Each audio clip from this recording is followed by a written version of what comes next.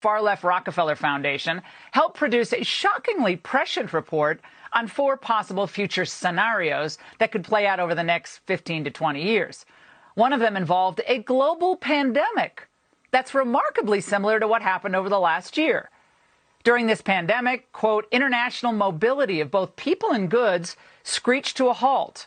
Normally bustling shops and office buildings sat empty for months, devoid of both employees and customers.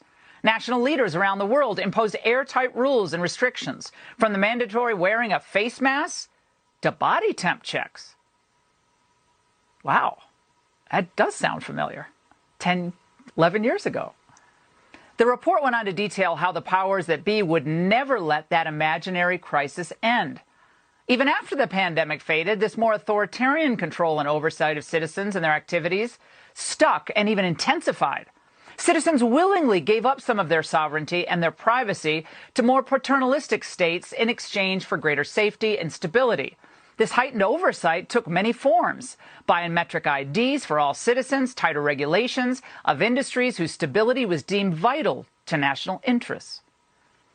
Now, despite the Rockefeller report predating this show by many years, none of what was laid out in that report should surprise any Ingram Angle viewers.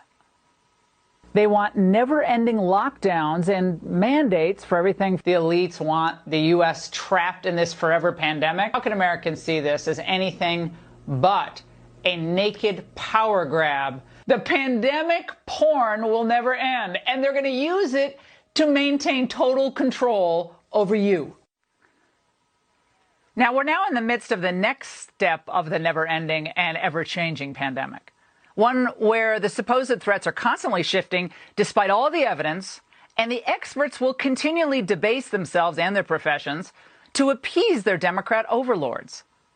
And in the end, we're going to end up with more restrictions on our inalienable rights, whether they're government-mandated lockdowns or not. Again, the results will be the same: higher energy prices, higher taxes, more racial polarization, more crime, and a lower standard of living.